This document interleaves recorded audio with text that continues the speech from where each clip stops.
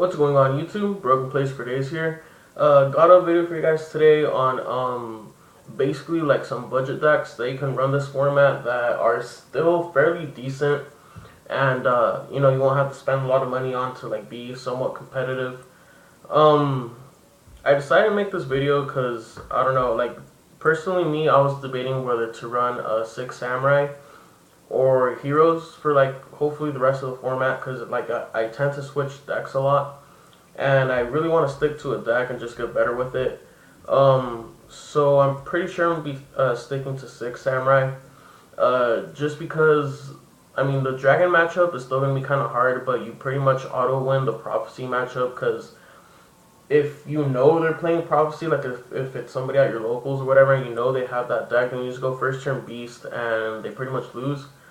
If you don't know what they're playing and they just happen to be playing Prophecy, then whenever it's your turn and you know that they're playing that, just go Beast and you win from there. Cause I honestly don't think they have a single out in that deck unless they like summon a monster and then manage to like threatening roar and then they summon another one and then they try and exceed. But I don't know. That's gonna be pretty difficult for them. So yeah, I'm just gonna be going over some budget decks you can run that are still pretty good. I'm gonna be telling you the good things about it, this format, and the bad things about it. So yeah, I'm gonna start off with Heroes. Heroes have always been a really solid deck. Gemini Spark it's a really good card. Destroy card, draw a card. It's a quick play. Miracle Fusion's one hell of a card too. Super Poly's one hell of a card too. Heroes have always been a solid deck. The only thing about it is that right now, Empyrean Iron Wall is a commonly cited card, and this pretty much dies if they cite that against you because you can't remove for Miracle Fusion. So that was pretty much the turn off for me. Also, I don't know if it's with any other hero players or maybe it's just me, but I couldn't draw a damn monster to save my life. Like even with the two E-Claws and a Rhoda, I was drawing like a whole bunch of spells and traps, and I really couldn't do anything. So that's why I opted out of playing Heroes. All around a solid deck. It's pretty consistent. It just wasn't all there for me. Another good option that I was trying to mess around with is a Frog Monarch. I don't know if you guys can see that. It's a Caius. Frog Monarch is a really good deck right now because whether they have a Big Eye or a Dracosac or an Ophion on the field or whatever, they can't Pandemic an Ophion and they can't activate Forbidden Dress on it either because the commonly played Monarchs, which is Caius and Ryza, they don't target or destroy. So, if you go Caius, you remove Ophion and that's it, unless they have a warning or something. With Ryza, you can just compulse a Dracosac or a Big Eye, remove the Big Eye, burn them. It's a really solid deck. Again, just one of those, like, it's a slow-paced deck, and, personally, like, as a player, I don't like slow-paced decks. I like decks that can just, like put everything on board. So that's why I opted out playing that, just because it's, like, a slow control deck. Not that they're bad or anything. They're really good decks. It's just they're not really my playstyle.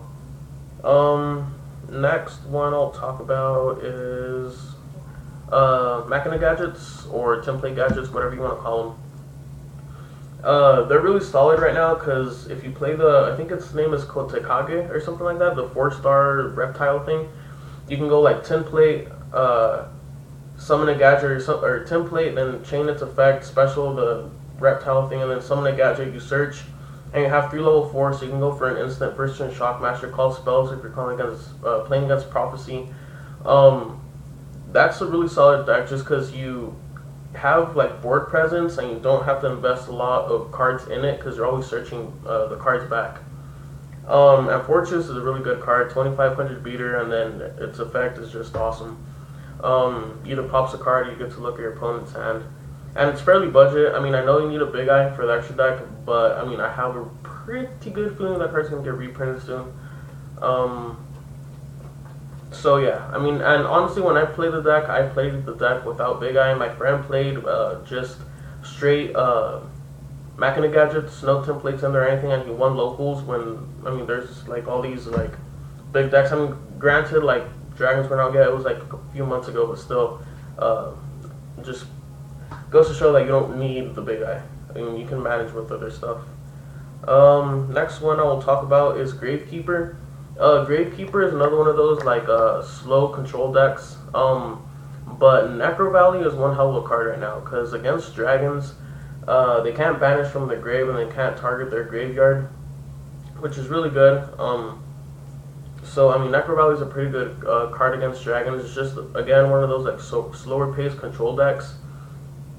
So if you like those kind of decks, Gravekeeper is definitely not a bad choice. 25 like the Spire here, 2500 ass that just sits there and your opponent knows you have it. So it makes your opponent like have to make a bad plays to get rid of it. So Gravekeepers, that's another option. Dino Rabbit is still fairly good, but it's one of those decks that's kind of just falling off the map because, I mean, unless you draw the Macrocosmos early game, like opening hand, it's not going to do anything for you because Prophecy and Dragons are so fast that they're going to load up their graveyard by like their second turn before you even get to draw the Macrocosmos. Logia and Volca are still really good cards. That's why I'm still opting it as a decent deck right now. Again, all these decks are fairly budget. So yeah, Dino Rabbit's another option. Can't go wrong with the bunny. Let's see here. I'm narrowing it down now. Okay, windups. Windups are fairly cheap to make right now. Shark got reprinted. Rabbit got reprinted. The only thing you have to worry about is Rat. And then just standard rank 5, 4s, and 3s in your extra deck. Granted, it's like a pretty slow deck, like early game, but then mid to late game, like that's when it shines, because then your Rats are live, you already have the Magician in the graveyard to give back, your Sharks are already in your hands, your Factory's already searched you like 5 cards. So mid to late game, windups are really strong. They have a lot of plays. They can went to 5s, 4s, and 3s. So it's a deck that's fast. It has a lot of options. It can get rid of a lot of problem monsters. It can make Volcasaurus, which, I mean, Volcasaurus is one hell of a card. Volcasaurus, pop a monster, burn your opponent, put a guy on top of it. I mean, that's just broken. So windups are definitely a really solid choice right now.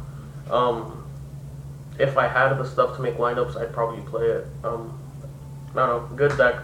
Good deck.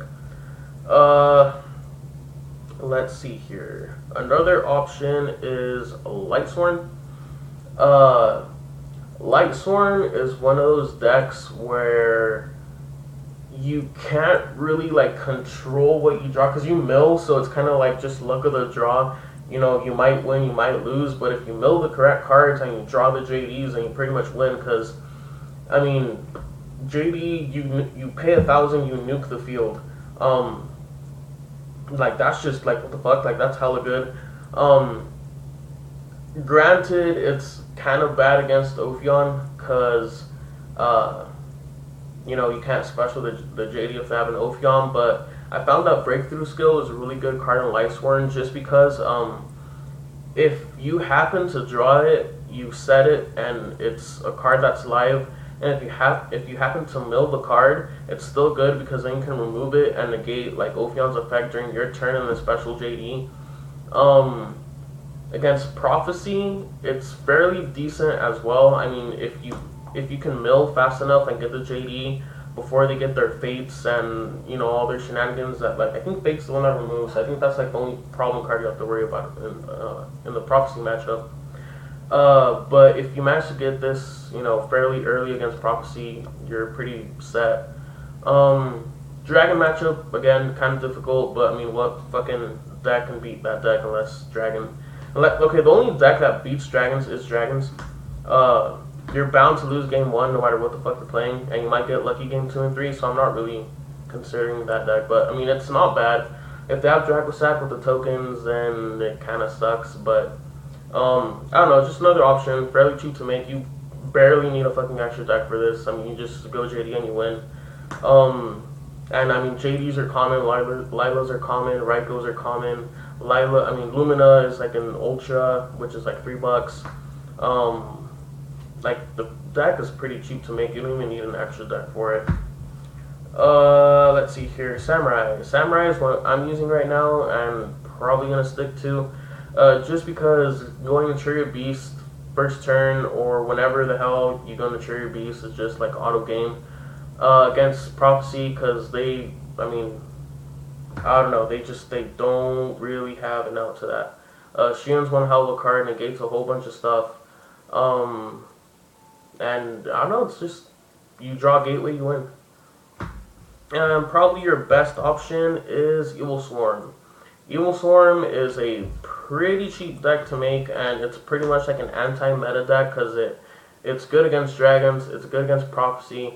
Ophion's one hell of a card, Pandemic's one hell of a card. It beats pretty much all the meta decks, and it's one of the cheaper meta decks to make because everything is hidden arsenal. I think Ophion's are like $10 now. All you really have to worry about is the Cerceon, which is 20 right now, like 15 to 20, I believe. And honestly, I think this is your best bet. This deck is a solid deck to use right now. It's cheap. It beats all the meta decks. Pandemic, as I just said, is one hell of a card. So if you're trying to make a fairly good budget deck and you don't care about, having a deck that a lot of other people have, this is the deck to go with.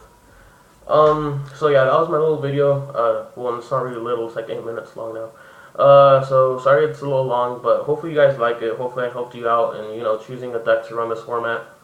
So yeah, I appreciate you watching. If you like the video, please give it a thumbs up. Stay tuned for the next video. I put up a trade binder video up like yesterday, I think. If you guys want to do some trades or whatever, just check that out. Hopefully I have something you want. We can work something out. But yeah, thanks for watching, guys, as I just said, and until next time, please keep it broken.